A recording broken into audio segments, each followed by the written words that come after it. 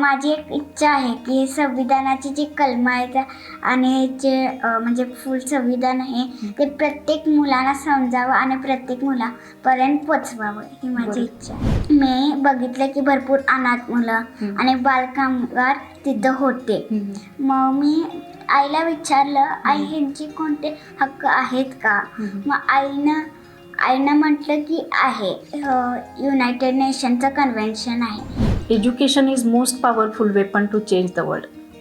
हे आपण नेहमी लक्षात ठेवलं पाहिजे. जे मला अर्थ माहीत नसतात ते मी आईला विचारते आणि मग नंतर ना जे शब्द असतात त्याला अंडरलाईन करून त्याच्यावरती मिनिंग लिहिते. तिने एकदा विचारलं, आपण भारतीय घटना पाठ करूया का? मी म्हटलं हो करूया. मग नंतर ना तेव्हापासून मी जरा कलम वगैरे पाठ करायला लागले. यामागची प्रेरणा ॲक्च्युली माझी बहीणच आहे, कारण की तिला एक सगळं करताना बघितलं मला सुद्धा एकदा असं वाटलं की आपण सुद्धा करूया. मग रेकॉर्डला तिथं अप्रूव्ह झालं आणि ते माझं लक होतं आणि मग नंतर ना हे सगळं झालं. माझे बाबा नेहमी म्हणतात की जे पण तू कमवलेस त्याच्यावर गर्व घ्यायचा नाही. फारच आपण काय करतो, मुलांना एक तरी फार ओव्हरलोड करतो. ते करण्याची काही गरज नसते. आणि दुसरं खूपच त्यांना इंडिपेंडन्स देतो किंवा फ्रीडम देतं. ह्या दोन्ही गोष्टीतला मध्य तुम्हाला साधता आला पाहिजे. संधी ही खोडकर मुलगी आहे. ती रात्रीच्या वेळीच तुमची दाल ठोठवणार आणि ज्यावेळी दाल ठोठवणार तुम्ही काय करायला पाहिजे, तिला आत घ्यायला पाहिजे, कारण अपॉर्च्युनिटी नेव्हर नॉक्स ट्वाइस. नमस्कार, पुढारी ऑनलाईनमध्ये मी संघवी राजवर्धन तुम्हा सगळ्यांचं मनापासून स्वागत करते. आपल्या सगळ्यांना माहीत असेल लहानपणाची आपली गोष्ट. लहानपणी आपण जेव्हा शाळेत होतो तेव्हा कविता असेल किंवा सुभाषितमाला असेल किंवा शाळेमध्ये कोणतीही गोष्ट पाठांतर करायची असेल तर आपली भांबेरी उडायची. अक्षरशः ते वेगळे अनुभव आपल्याला आलेच असतील. पण कोल्हापूरमध्ये अशा 2 कन्या आहेत गावडे फॅमिलीमध्ये. या 2 कन्यांना एकीला संविधान पाठ आहे तर एकीला क्रिकेट विश्वविक्रम आहेत. त्यातले सगळे विक्रम तिनं पाठ केलेत. आणि या 2 कन्या अशा आहेत की अगदी जागतिक लेवलला या 2 कन्यांचं म्हणजे नाव घेतलं जातं आहे. त्यांनी जागतिक विश्वविक्रम केलेत. अशा अनेक विक्रम त्यांच्या नावावरती आहेत. आज आपण त्यांच्याशी गप्पा मारणार आहोत, त्यांच्याशी थोडी हितगुज करणार आहोत. तर दोघींचं तुमच्या म्हणजेच अनुप्रिया गावडे आणि अनुज्ञा गावडे ह्या 2 चिमुरड्या आपल्याबरोबर आहेत. आपण त्यांच्याशी गप्पा मारणार आहोत. नेमका त्या पाठांतर कशा करतात किंवा त्यांनी जो विश्वविक्रम केला आहे तो कसा केला आहे हे आपण जाणून घेऊयात. तुमच्या दोघींचं पुढारी ऑनलाईनमध्ये मनापासून स्वागत. धन्यवाद. कसं वाटतंय तुम्हाला आता? खूप छान. माझ्याबरोबर बोलाल ना नक्की? हो. मला सांगा गं, आम्ही एवढं लहानपणी ना पाठांतर करायचो. मी शाळेत असताना किंवा आमचे जे प्रेक्षक बघत असतील ना तर ते पाठांतर करताना खूप त्यांना म्हणजे प्रॉब्लेम्स यायचे. पाठांतरच व्हायचं नाही. 4-4 दिवस आम्ही एकच कविताचे लाईन पाठ करायचो. पण तुम्ही मात्र तुमचे सगळे, मी एवढं मेडल्स बघितले, शील्ड्स बघितले, तर वेगवेगळं तुमचं म्हणजे मी खूप आश्चर्यचकित झाले तुमच्याकडे बघून. तर कसं काय करताय नेमकं तुम्ही? काय नाही, पहिल्यांदा ते म्हणजे पाठ करतो, मग त्याला रिवाईज करतो आणि न बघता ते 5 वेळा म्हणतो. हो, मग ते लक्षात राहतं. हो. मग आता बरेच जण प्रेक्षक असतील, जे तुझे मित्रमैत्रिणी सुद्धा असतील, ते आता तुला बघत असतील, तर त्यांना काय सांगणार तू कसं पाठांतर करायचं वगैरे? मग मी सांगणार की पहिल्यांदा ते जे आहे ते वाचायचं आणि त्याला असं म्हणजे काहीतरी क्रिएटिव्ह वगैरे जोडायचं आणि मग नंतर ना ते लक्षात राहतं.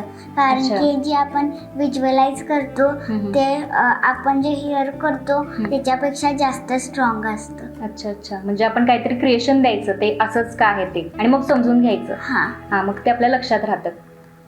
हो. मला वाटतं तू संविधान पाठ केलंस बरोबर? हो. काय संविधानचं तुझं काय रेकॉर्ड आहे? संविधान पहिल्यांदा पाठ केलं, नंतर ना मी त्याला रेकॉर्डला दिलं. India book of record, Asia book of records आणि अदर बुक ऑफ रेकॉर्ड्सला दिलं. मग त्यांनी पहिल्यांदा व्हेरीफाय वगैरे केलं आणि नंतर ना त्याला अप्रूव्ह केलं. अच्छा, कधीपासून करतेस? कधी संविधान कधी पाठ करायला शिकलीस तू? केव्हा ते हातात घेतलं संविधान? म्हणजे मला लहानपणापासून स्पीचमध्ये वगैरे द्यायला खूप आवड होती ना. मग मला तिने असेंब्लीमध्ये आई एक कलमं टाकायची. मग तिने एकदा विचारलं, आपण भारतीय घटना पाठ करूया का? मी म्हटलं हो करूया. मग नंतर ना तेव्हापासून मी जरा कलमं वगैरे पाठ करायला लागले. अच्छा, मग तुला ते आवड झाली तुझी निर्माण? हो. आता काय काय म्हणजे मला एखादं म्हणून दाखवशील तुला आवडणारं कलम किंवा आपल्या महिलांसाठी एक वेगळं कलम आहे तर त्याचं तुला माहिती आहे का? तू मला सांगशील काय? प्रियांबल म्हणून दाखव. हो चालेल, मला म्हणून दाखव. Hello everyone, my name is Anapriya Amritkumar Gowdy. Dear friends, do you know which is supreme law for India? Yes, you are right, our constitution. It is longest written constitution in world. Dr. B.R. Ambedkar was architect of a constitution.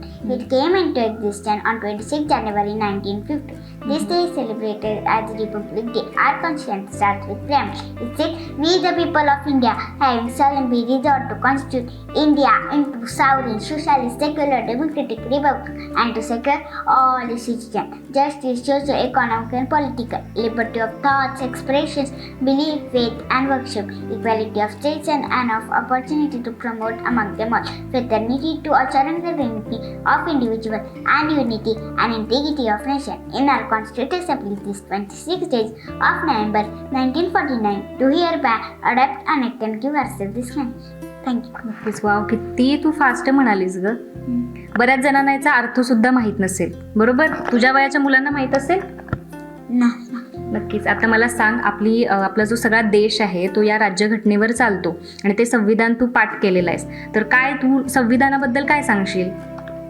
म्हणजे मी पाठ केलंय ना ते, मग माझी एक इच्छा आहे की संविधानाची जी कलमं आहेत आणि जे म्हणजे फुल संविधान आहे ते प्रत्येक मुलांना समजावं आणि प्रत्येक मुलापर्यंत पोचवावं ही माझी इच्छा आहे. हो. तू त्यासाठी प्रयत्न करतेस? हो. काय करतेस प्रयत्न? म्हणजे मी आता फुल कॉन्स्टिट्यूशन लर्न करते आणि पाठ करून ते रेकॉर्डला वगैरे अप्रूव्ह करते. हो, नक्कीच. मग तुझं सगळीकडनं कौतुक होत असेल आता. हो. काय वाटतं, तुझा सगळेजण पाठीवर शाबासकी देत असतील, तुझं फोन वगैरे करून तुला कौतुक करत असतील, तुला काय वाटतं? मला छान वाटतं. पहिल्यांदा मी माझी आई बाबांचे, परत माझे दीदीचे, माझ्या शिक्षकांचे आणि माझ्या सर्व कुटुंबाचे मी पहिल्यांदा आभार मानते, कारण की त्यांनी मला प्रोत्साहन दिलं आणि पहिल्यांदाच मी इंडियन कॉन्स्टिट्यूशनवर केलं. आता मी बाल हक्क युनायटेड नेशन, मग त्याच्यामुळे मला अवनी इन्स्टिट्यूटमध्ये बोलवलेलं आणि तेव्हा मी बघितलं की भरपूर अनाथ मुलं आणि बालकामगार तिथं होते. मग मी आईला विचारलं, आई ह्यांचे कोणते हक्क आहेत का? मग आईनं म्हटलं की आहे, युनायटेड नेशनचं कन्व्हेन्शन आहे. मी आईनं म्हटलं तू ते करणार का? मी म्हटलं हो. मग आईनं म्हटलं मी तुला प्रिंट काढून देते त्या आर्टिकल्सची, तू पाठ कर. मी पाठ केलं आणि ते रेकॉर्डला सेंड केलं. त्याने व्हेरीफाय वगैरे करून अप्रूव्ह केलं. तू पाठ करतेस तर ते सगळं समजून घेतेस का? हो. त्याचे म्हणजे जे मला अर्थ माहीत नसतात ते मी आईला विचारते आणि मग नंतर ना जे शब्द असतात त्याला अंडरलाईन करून त्याच्यावरती मिनिंग लिहिते. म्हणजे ते तुझ्या लक्षात राहण्यासाठी. हो.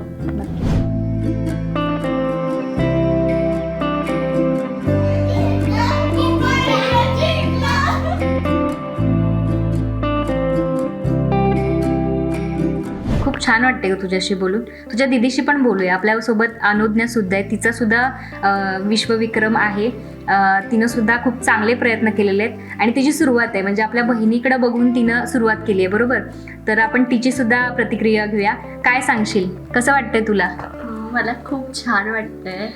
मला सांग, आता ही छोटूशी आहे, तुझी छोटी बहीण आहे, ती तुला म्हणजे संविधान तिनं पाठ केलंय आणि त्यानंतर तो आता क्रिकेटमध्ये सगळे विश्वविक्रम असतील, म्हणजे वन डे T20 असेल किंवा सिरीज असतील, तर या सगळ्यांमध्ये विश्वविक्रम जे झालेले ते सगळे तुला तोंडपाठ आहेत. हो. म्हणजे कुठलाही विचारलं तर ते तू सांगू शकतेस. हो. नक्कीच. मग तुला ही प्रेरणा काय मिळाली, कुठून, आणि तुला हे का करावं असं वाटलं? क्रिकेट आवडतं खूप. यामागची प्रेरणा ॲक्च्युली माझी बहीणच आहे, कारण की तिला इतकं सगळं करताना बघितलं मला सुद्धा एकदा असं वाटलं की आपण सुद्धा करूया. मग काय झालं, या IPL 2020 लॉकडाऊनमुळे घरात होती, मग तिने आम्हाला क्रिकेटचं सगळं शिकवलं. मग आम्ही फर्स्ट डे मध्येच एकदम कॅचअप केलं आणि मी आईला शिकवलं? आईने शिकवलं. आणि मग मी आईला असे छोटे छोटे इन्फॉर्मेशन सांगायचे. मग मला आई बोलली की तू त्याच्या ऑफिशियल वेबसाईटवरून खूप इन्फॉर्मेशन घे क्रिकेटची आणि आपण ट्रायलसाठी ते रेकॉर्डला पाठवूया. मग रेकॉर्डला तिथं अप्रूव्ह झालं आणि ते माझं लक होतं आणि मग नंतर ना हे सगळं झालं. मग आता सगळ्यांकडून कौतुक होतं. अजून काय काय म्हणजे काय करायची इच्छा आहे आणि कुठले कुठले तुझे हॉबी आहे? मला सॉफ्टवेअर इंजिनियर व्हायचं आहे मोठं झाल्यावर आणि क्रिकेटमुळे माझी इंटरेस्ट असल्यामुळे मला कॉमेंटेटरसुद्धा पॅशन म्हणून करायचं आहे. अच्छा, मग मला एखादं करून दाखवशील आत्ता? मी सध्या सांगेन की आज आत्ता जेव्हा आमचा इंटरव्ह्यू चालू आहे तेव्हा भारत पाकिस्तान मॅच सुरू आहे आणि सध्या टी व्हीवरती चालू आहे. पण हिची एवढी अशी म्हणजे तगमग चालू आहे की मला ती मॅच बघायची आहे आणि मध्ये मध्ये ती वेळ मिळते तेव्हा ती स्कोअर बघत असते आणि अरे आउट गेला वगैरे असं ती म्हणायला लागली आहे.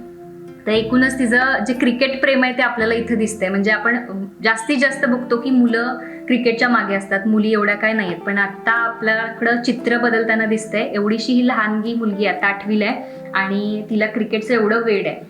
तर काय सांगशील, आजची भारत पाकिस्तान मॅच आहे, पहिला तर एक भारतीय म्हणून अभिमान वाटतोय भारतचा. आणि ही पाकिस्तान आणि इंडियाची मॅच जी आहे ती अगोदरपासूनच एकदम थ्रिलिंग मॅच मानली जाते. इव्हन मला सुद्धा ती मॅच बघायची आहे. ही माझ्या लाईफमधली फर्स्ट इंडिया वर्सेस पाकिस्तान असणार आहे. मला कॉन्फिडन्स आहे की इंडिया विन होईल. नक्की नक्की. पण आतापर्यंत जे स्कोअर बघितलंस तू, 3 जण आउट झाले तसं तूच मला सांगितलंस बरोबर. तर काय वाटतंय आता विन होईल का? म्हणजे क्रिकेट एक अशी गेम आहे ज्याच्या लास्ट बॉलपर्यंत आपण काही सांगू नाही शकत. सो इथे म्हणजे तरी आपण आपल्या टीमकडून असतोच. मग ती एक वेगळीच फिलिंग असते. जिंकल्यावर एक वेगळी फिलिंग असते, इव्हन हारल्यावर एक वेगळी फिलिंग असते. ऑफकोर्स हारल्यावर आपण थोडं नाराज तरी होतो पण नंतर ना आपल्याकडे दुसरे चान्स सुद्धा असतात. So I guess India. नक्की. मग काय घरात इंडिया विन झालं तर पार्टी देणार आहेस का तू? आम्ही यायचं काय परत पार्टीसाठी? देते की. नक्कीच. तू आता मला सांगितलंस की पाठांतर वगैरे करतेस. आता हे सगळे विश्वविक्रम असतील किंवा क्रिकेटचं तुला वेड आहे बरोबर. तर यामागची प्रेरणा तू बहीण सांगितलंस. भविष्यात जाऊन तुला काय याच्यामध्ये काय करिअर करायचं आहे? कॉमेंट्री. हो. Hey guys, today I'm super happy due to अभी तक विक्ट्री हुई नहीं है. सीधे मैच चालू है.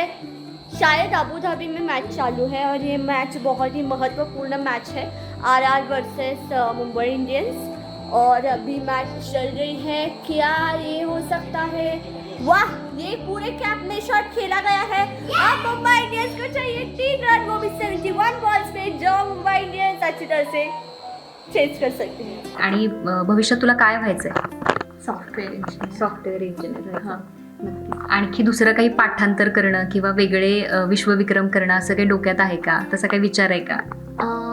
तसा अजूनपर्यंत तरी विचार नाही आहे. तरी मी आणि रेकॉर्ड मला करायचे आहेत पण ते कशावर करायचं वगैरे अजून ठरलेलं नाही. नक्कीच. ओके, तर ह्या दोघी आपल्याबरोबर आहेत. खूप छान गप्पा मारत. आपण परत अनुप्रियाकडे येऊया. अनुप्रिया, मस्त तुझी बहीण पण खूप छान बोलली आमच्याशी. मला सांग, तुझे आई बाबा म्हणजे आई प्रोफेसर आहे आणि बाबा CA आहेत.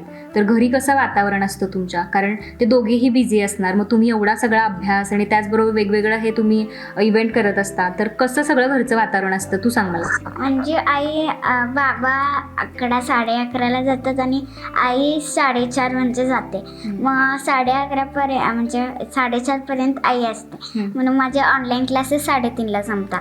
मग मी जरा खेळते, TV बघते आणि नंतर ना मी म्हणजे आईकडे येते आणि म्हणते, आई तू कॉलेजला चाललीस का आता? आई म्हणते हो.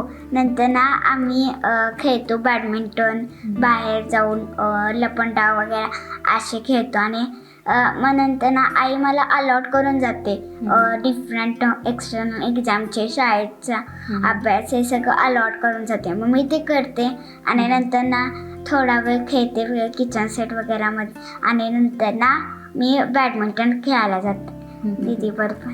हां, नक्कीच. मग आता तुम्ही एवढे छान इव्हेंट करताय, तर तुमचे मित्रमैत्रिणी जेव्हा असतात बरोबर, तेव्हा संविधान पाठ केलेली आपल्यासोबत मुलगी आहे किंवा माझी मैत्रीण आहे असं सांगतात, तेव्हा तुला काय वाटतं? काय बोलतात तुझी मित्रमैत्रिणी? म्हणजे माझी बेस्ट फ्रेंड म्हणायची तर ईश्वरी आहे.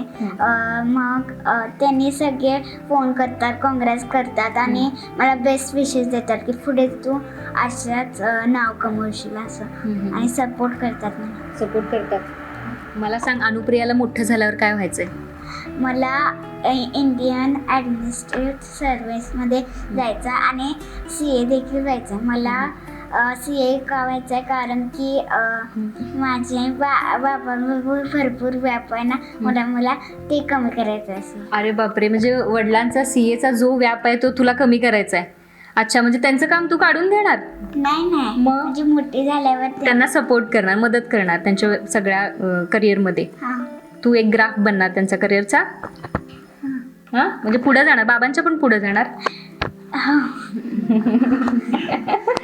IAS व्हायचं आहे, त्याचबरोबर मला CA सुद्धा व्हायचं आहे असं तिचं स्वप्न आहे. नक्कीच खूप साऱ्या शुभेच्छा आहेत, तू नक्की करशील. कारण तुझं एवढं सगळं आम्ही बघितलं ना, तर प्रत्येक गोष्टीमध्ये ती करते. म्हणजे कुकिंग करते, काहीतरी काय केलंयस तू, खेकड्याचा रस्सा करताना म्हणजे तो व्हिडिओ आम्ही पाहिला. डान्स करते ती. इवन फिल्ममधल्या काही डायलॉग्स आहेत त्या दोघी बहिणी घरात बसून ते पाठांतर करतात आणि तसं ते ॲक्टिंग करायला बघतात. काय अनुभव असतो ताईबरोबर तू काम करत असतेस असं? म्हणजे मला दीदी बरोबर करायला खूप आवडते. ते एक्सप्रेशन्स वगैरे फिलिंग्स एक्सप्रेस करते ना माझ्यावर, म्हणून मला खूप छान वाटतं. महत्त्वाची ही गोष्ट आहे, आपल्या घरामध्ये आपण एकमेकांसोबत फिलिंग्स ज्या आहेत त्या एक्सप्रेस करणं म्हणजे गरजेचं असतं. बड़ी खुशी हुई आपको देख के तैयबा, तैयबन काशी बाजीराव पेशवा। इतने सालों से रिश्ते हैं हमारे वाजब। क्या रिश्ता है हमारा? बताओ क्या रिश्ता है हमारा? आप जिनकी पत्नी हो वो हमारे भी पति हैं। हमारे हाथ से ज्यादा तलवार पकड़ना अच्छा लगता है और तलवार से ज्यादा तुम्हारा इनाम। उन्होंने हमारा हाथ पकड़ा है पर आपको छोड़ा तो नहीं है। उन्होंने हमसे मोहब्बत किया है पर आपका रिश्ता तोड़ा तो नहीं। पर आप कहते हैं तुम हमारी प्रेरणा हो इंसानी प्रकाश की हमारी ताकत मोहब्बत भी आपसे।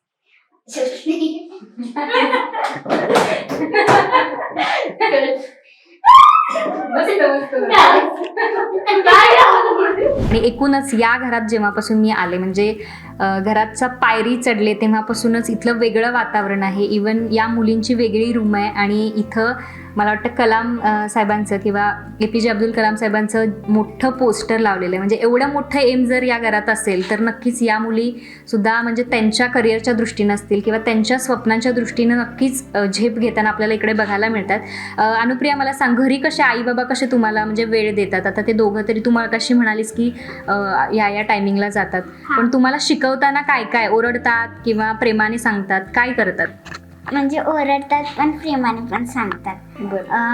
आई म्हणजे सकाळचा मला ऑनलाईन क्लासेसला जेव्हा फ्री टाईम असतो तेव्हा माझा ओलिम्पियाडचा एक्सटर्नल एक्झामचा अभ्यास घेते. बरं. आणि आजी काय करते? आजी म्हणजे मला सपोर्ट करते. तू मोठी होऊन म्हणजे मोठं नाव कमवणं आईबाबांचं असं. आणि माझे बाबा नेहमी म्हणतात की जे पण तू कमवलेस त्याच्यावर गर्व घ्यायचा नाही. बरोबर. म्हणजे ग्राउंडेड राहायचं, down to ground to earth राहायचं. नक्कीच. भविष्यात आणखी तुला काय काय विक्रम करायचे आहेत? म्हणजे आता तू मला सांग, तू काय काय विक्रम केलेस? कारण तुझा मला वाटतं बायोडाटा म्हणूया आपण 6 पानांचा आहे आणि तो वाचून दाखवणं म्हणजे खूप अवघड आहे. त्यामुळे तुला काय तो 6 पानांचा जो तू बायोडाटा तयार केलास, काय सांगशील त्याच्याबद्दल? संविधान पाठ केले मी आणि परत युनायटेड नेशन. आता थर्ड रेकॉर्ड पण चालू आहे माझा. तो प्लांटेशन ट्रीज वगैरे मोर प्लांट करायचं त्याच्यावर आहे. म्हणजे आता आईनं मला प्रिंट काढून दिली ती, तेवढं मला ते शब्द वगैरे डिफिकल्ट दिले म्हणून मी आईला सांगितलं ते म्हणजे वेगळे त्याच्या शब्द वगैरे घालून मला दे असं.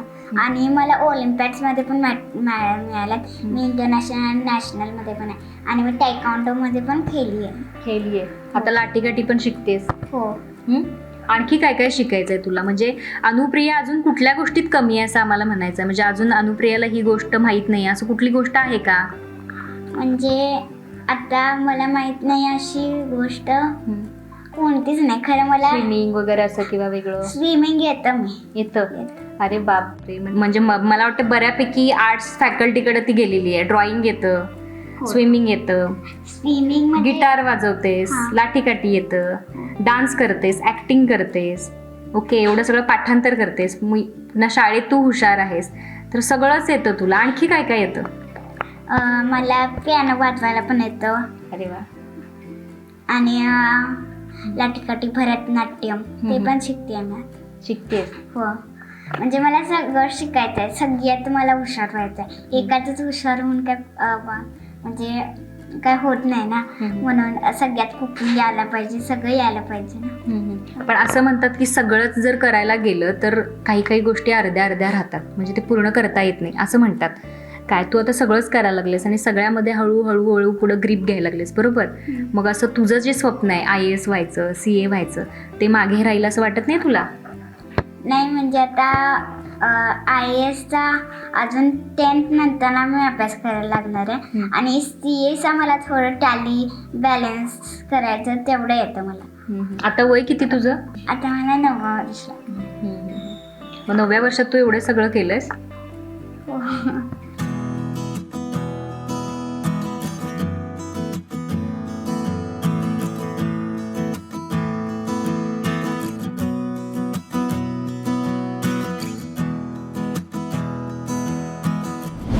आता आपल्यासोबत या 2 गुणी आणि गोड मुलींचे आई वडील आणि आजी सुद्धा आहे. आपण त्यांच्याशी सुद्धा गप्पा मारूयात.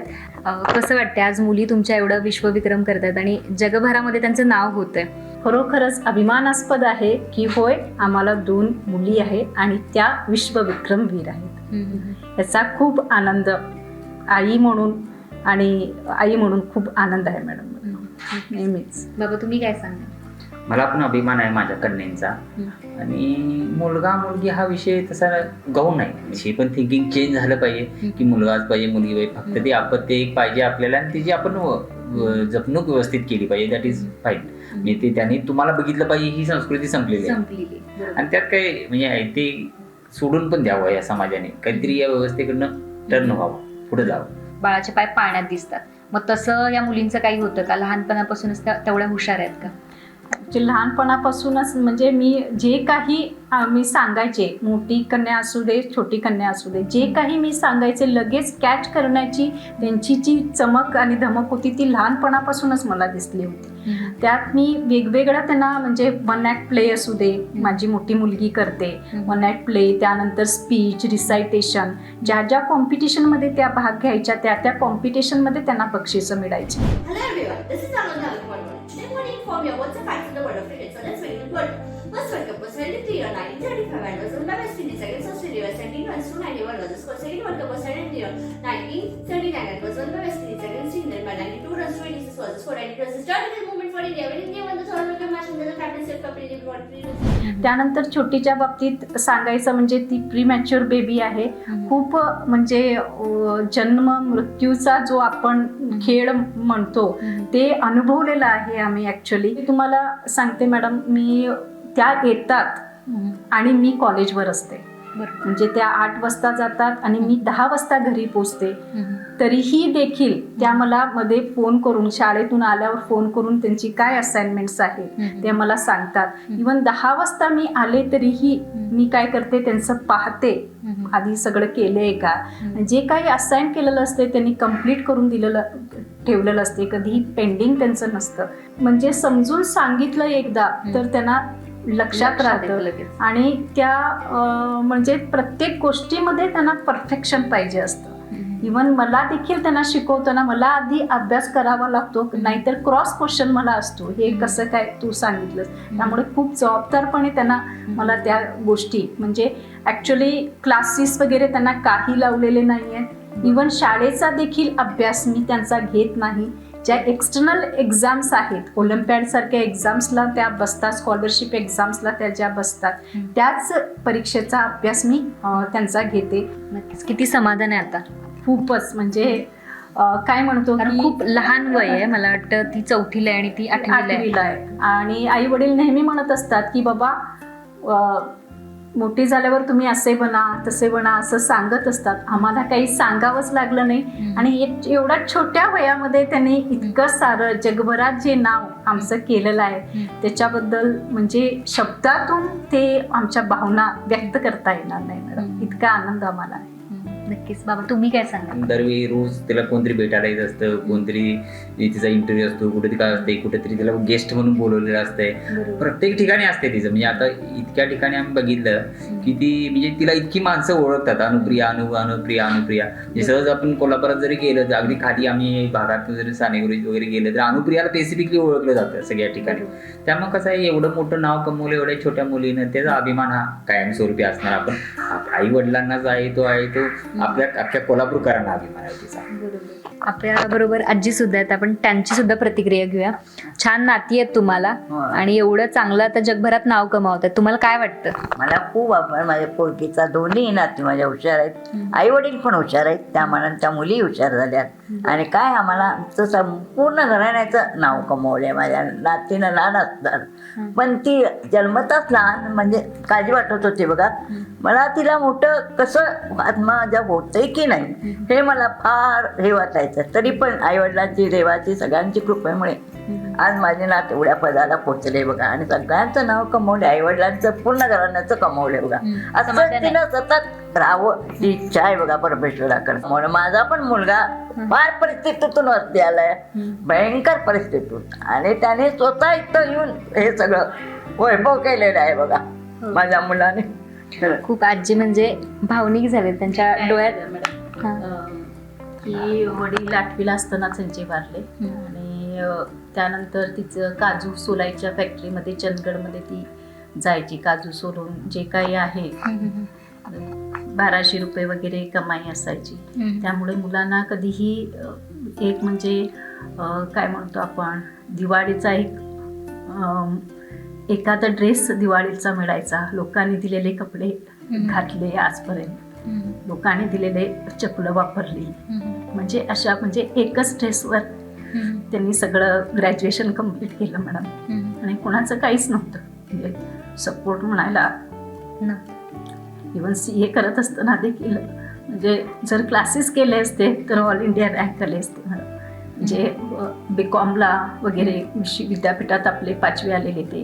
इव्हन बोर्डात 12वीला देखील बोर्डात आले होते. म्हणजे इतकं ते हे होते. पण त्यांच्यामध्ये जी जिद्द होती त्या जिद्दीमुळे त्यांनी सगळंच म्हणजे ते इतकंच म्हणायचे. आपली परिस्थिती, इव्हन आम्ही सांगतो मॅडम अशी त्यांची परिस्थिती आहे म्हणून, पण ते कधीही आपली परिस्थिती अशी होती असं कधीही कोणासमोर त्या म्हणजे आपल्या परिस्थितीचं कधीही सहानुभूती म्हणून ते घेत नाहीत मॅडम. पण आम्ही नेहमी माझ्या विद्यार्थ्यांना, माझी नाईट कॉलेजची विद्यार्थी जी आहेत ना ती म्हणजे कष्टकरी वर्गातली आहेत, तर त्यांनाही वाटत असते आम्ही कसं करणार पुढं. तर पहिलं उदाहरण, माझ्या पहिल्या लेक्चरचं पहिलं उदाहरण मॅडम यांच्यापासून सुरुवात होते. कारण त्यांनी जे कष्ट केले 12-12 वाजेपर्यंत आपले म्हणजे आपल्या बाहेरच्या दिव्यावर त्यांनी अभ्यास केलेला आहे विद्यापीठाच्या. आज आम्ही सगळंच वैभव आमच्या ह्याच्यामध्ये, आणि त्याच्यात वैभवात द्विगुणित म्हणजे आमच्या मुली आमच्यापेक्षाही पुढे गेल्या. त्याचं आम्हाला फार म्हणजे कौतुक आहे मॅडम. मला पण खूप भारी वाटलं. पुढारी ऑनलाईनच्या माध्यमातून मी या फॅमिलीला भेटले. खरंच ग्रेट संधी आहे माझ्यासाठी, कारण अशा फॅमिलीज तुमच्यापर्यंत आणणं माझं आणि आमचं पुढारी ऑनलाईनचं भाग्यच आहे.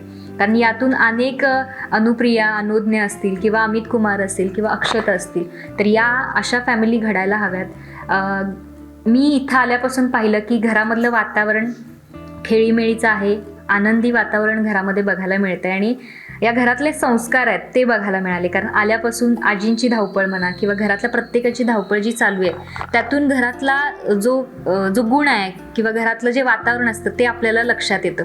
आणि तुमच्या बोलण्यातला जो प्रामाणिकपणा किंवा तुम्ही ज्या पद्धतीने आमच्या समोर येत आहे, खरंच म्हणजे ग्रेट फॅमिलीने अशा फॅमिली आपल्याकडे असायला पाहिजेत. तर आपल्या मुली असतील, मुलं असतील तर ती करिअरच्या दिशेने किंवा स्वप्नाच्या आपल्या दिशेनं धावू शकतील असं मला वाटतं.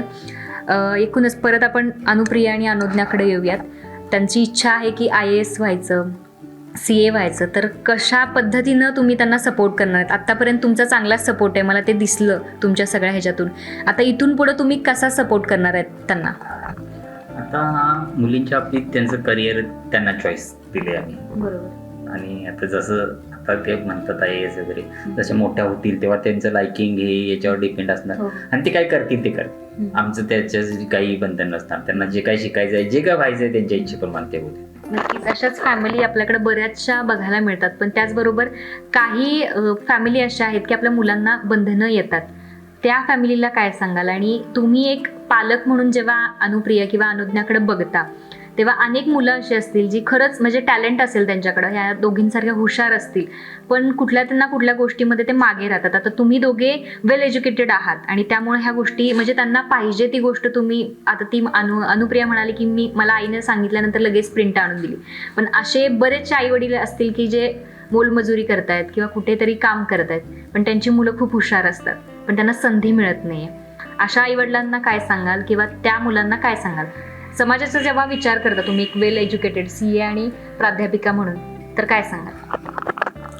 Actually madam, education is most powerful weapon to change the world. हे आपण नेहमी लक्षात ठेवलं पाहिजे. आणि शिक्षण असं एक गोष्ट आहे, शिक्षण आणि संस्कार ह्या 2 गोष्टी आहेत की त्या गोष्टी आपल्यापासून कोणी घेऊन जाऊ शकत नाही किंवा त्या चोरीला जाऊ शकत नाहीत. त्यामुळे आपल्याला जे करायचं आहे, मूलमजुरी असू दे किंवा वेल एज्युकेटेड फॅमिलीमध्ये असू दे, तर दोन्हीकडून म्हणजे असं नाही की बिझी शेड्यूल प्रत्येक पालकांचं असतं.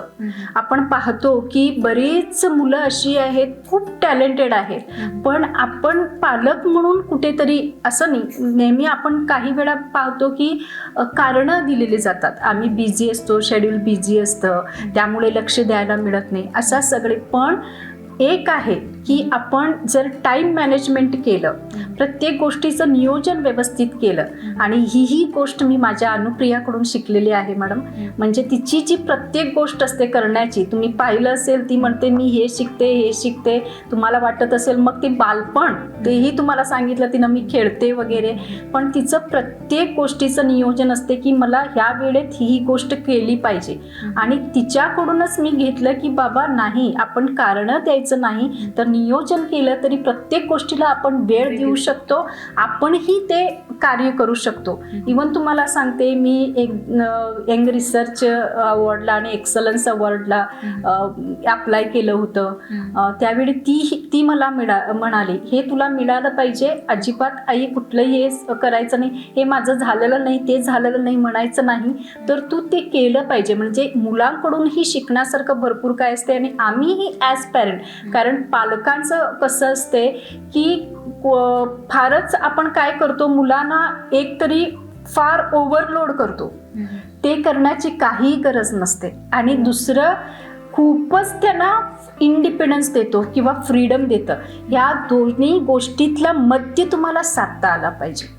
म्हणजे असं नाही की आपण त्यांना खूपच असं बंधनात ठेवायचं आणि खूपच फ्रीडम द्यायचं त्यांना. म्हणजे कुठलीही गोष्ट केलं तरी मारायचं नाही, त्यांना ओरडायचं नाही. अशा कुठल्याही गोष्टी आपण म्हणजे करत असताना कुठे त्यांना मारायला हवं, कुठे त्यांना ओरडायला हवं, कुठे त्यांना आपण फ्रीडम द्यायला हवं, ह्या सगळ्या गोष्टी एक सुजाण पालक म्हणून आपल्याला माहिती असणं गरजेचं आहे. कारण आपण म्हणतो छडी लागे चमचम विद्या आहे गमगम, त्याशिवाय आपल्याला विद्या मॅडम येत नाही. तर याही गोष्टींचं आपण नियोजन व्यवस्थित केलं पाहिजे. मुलांना आपलं जे विश्व आहे त्याच्यासाठी रमण्यासाठी आपणही मूल बनून त्यांच्याशी खेळलं पाहिजे. ज्यावेळी आपण म्हणजे ॲज अ पॅरेंट्स त्यांना ह्या सगळ्या गोष्टींचं शिकवण देतो आणि त्या परीने आपण त्यांच्याकडून करून घेतो, त्यावेळी या मुलांचं व्यक्तिमत्व विकास होत असते. आणि मी नेहमी मुलांना कुठेही जाऊ दे, नेहमी माझ्या भाषणामध्ये एक मी शब्द वापरते, ते माझ्या मुलांना मी नेहमी सांगत असते की opportunity is not a girl, she knocks at night, when she knocks you should open the door, otherwise she will go and never comes back. संधी ही खोडकर मुलगी आहे, ती रात्रीच्या वेळीच तुमची दार ठोठवणार, आणि ज्यावेळी दार ठोठवणार तुम्ही काय करायला पाहिजे, तिला आत घ्यायला पाहिजे. नाही मी झोपेत आहे, मला आता काही वेळ नाही, कशाला मी काढू, असं जर म्हणत असेल, कारण अपॉर्च्युनिटी नेव्हर नॉक्स ट्वाइस. नक्कीच. मोस्ट ऑफ असं म्हणतात की कुटुंबामध्ये आई किंवा वडील दोघं असतील तर दोघांनीही कडक भूमिका घेऊ नये किंवा दोघांनीही सॉफ्ट भूमिका घेऊ नये. तुमच्या दोघांमध्ये असं काय आहे की ज्यामुळे अनुप्रिया किंवा अनुज्ञाला तसं म्हणजे तसं ट्रीट केलं जातं? कोण तापट आहे आणि कोण शांत स्वभावाचं, असं कोण आहे का? तसं काय आम्ही ओरडत नाही सहसा, शक्यतो ओरडत नाही, कारण मुलांना न ओरडणं हेच त्यांना समजून सांगण्याचं एक कला असते की ओरडून तुम्ही त्यांना रश करून सांगितलं तर त्यांना नाही पटत. त्यांना ते समजून सांगितलं ना 1-5-10 मिनिटं की तुम्ही 2-5 मिनिटं बाळा असं नाही, असं करू नको, असं कर, हे त्यांना समजून सांगितलं एक लगेच त्याचं अगदी छोटं मूल जरी असलं, किती दंगा करत असलं तरी त्याला तुम्ही बोलवून पाठीवर हात ठेवून बाळा असं नाही, इकडे जायचं नाही म्हणून त्याला जर सांगितलं ते जाणार नाही. तेच त्याला ओरडलं धपाट दिले तर ते ऐकणार नाही, परत तेच काम करतं. त्यामुळे ती एक कला असते ती मुलांना सांभाळण्याची. त्यामुळं आम्ही शक्यतो टाळतो, मी तरी स्वतः टाळतो, म्हणजे ओरडणं हे टाळतो. तुम्ही काय सांगा? कधी कधी ओरडावं लागतं मॅडम. शिक्षक आहे म्हटल्यावर तुम्हाला माहिती आहे शिक्षकाची भूमिका जी आहे म्हणजे समजावून सांगणं. आणि जर समजा कधीतरी ओव्हर वाटलं बाबा नाही इथं सांगितलं तरीही 2-4 वेळा केलेलं नाही तर मग म्हणजे 1-2-3 चान्सेस आपण देतो. 3 चान्सेस देऊन देखील ऐकलं नाही तर 4थ्या चान्सेसमध्ये ओरडावं लागते. पण माझ्या मुलींच्या बाबतीत जास्त काही मला म्हणजे ओरडावं वगैरे लागलेलं नाही किंवा कधीच म्हणजे नेहमीच ज्या वेळी मी शाळेत वगैरे गेले त्या वेळी मला म्हणजे असं स्वतःला प्राऊड फील झालेलं आहे, अभिमान वाटलेला आहे. म्हणजे नेहमीच कौतुक असते आणि असं पाऊल ठेवल्या कौतुकाचा वर्षावच होत असतो. त्यामुळे कधीही त्यांना म्हणजे जास्त वरडणं असं काही लागलेलं नाही. जे काही सांगितलं ते करत गेली. मुळात आपल्याला जर कुठलीही गोष्ट करायची इच्छा असेल तर आपण त्या गोष्टी आपोआपच करत असतो. त्यामुळे कुणाचा प्रेशर घेणं किंवा कुणाला ओरडणं अशा गोष्टींची गरज नसते. पण माझं मत आहे की बाबा जास्तच मुलं नाही ऐकली तर काही वेळा त्यांना ओरडावं लागणार आणि काही वेळा त्यांना ज्याकडे छडी द्यावी लागेल तिथं छडीही द्यावी लागणार, ह्या मताची मी आहे. नक्कीच खूप छान तुम्ही आमच्याशी संवाद साधलात. म्हणजे अनेक अशा फॅमिलीज असतील, आमचे प्रेक्षक असतील जे की हा व्हिडिओ बघत असतील तर त्यांच्यासाठी खरंच ही प्रेरणा आहे. अशी फॅमिली जर असेल तर नक्कीच आपली मुलं असतील ती त्यांची स्वप्न साकार करू शकतील. आणि खरोखर तुम्ही जसं बोललात तसंच म्हणजे मी जशी आले तसं बघितलं, कोणतंही ताण प्रेशर किंवा कोणत्याही प्रकारचं इथं टेन्शन मला दिसलं नाही. सगळे फ्री माइंडेड आणि खूप फ्रँकली बोललेत आणि तसं वातावरण आहे. त्यामुळेच कदाचित यशाचा मार्ग जो असेल किंवा जे यश त्यांना घ्यायचं आहे, संपादन करायचं आहे ते घेत जात आहेत असं एकंदरीत वाटतंय. तुम्ही काय सांगाल? एक फॅमिली, ग्रेट फॅमिली म्हणून आपण तुमच्याकडे बघतोय आता, तर मुलांना तुम्ही ट्रीट करताय चांगल्या पद्धतीने आणि ते चांगलं यश मिळवतात त्यांच्या पद्धतीनं, तर इतर फॅमिलींना तुम्ही संदेश देताना काय सांगाल? इतकंच सांगायचं आहे की प्रत्येक गोष्ट जी करत असताना आपण आपल्याकडच्या ज्या काही संधी आहेत त्या संधीचा उपयोग करण्याचं आपण प्रत्येकाने शिकलं पाहिजे. आणि त्यासोबत ज्या काही नवीन गोष्टी आपल्याला आत्मसात करता येतात त्या आपण केल्या पाहिजे. दुसरी गोष्ट म्हणजे काय, सपोर्ट आणि एनकरेजमेंट, ह्या 2 गोष्टी तुमच्या असेल तुमच्या मुलांसोबत तर ती मुलं काही करू शकतात. त्यांना सपोर्ट देणं, त्यांना एनकरेजमेंट देणं, त्यांना वेळ देणं आणि त्यांना चांगल्या कामांसाठी आपण प्रवृत्त करणं आणि जे काही ते करतात त्याच्याकडे आपलं लक्ष जर असेल तर मुलं काही करू शकतात. आणि ते करून घेण्याचं काम आपल्याकडे असतं. आणि मुलांना योग्य दिशा देण्याचं आपण जर ठरवलं, योग्य संस्कार केले तर नक्कीच मुलं पुढे जाऊ शकतात. इतकंच मला सांगायचं आहे.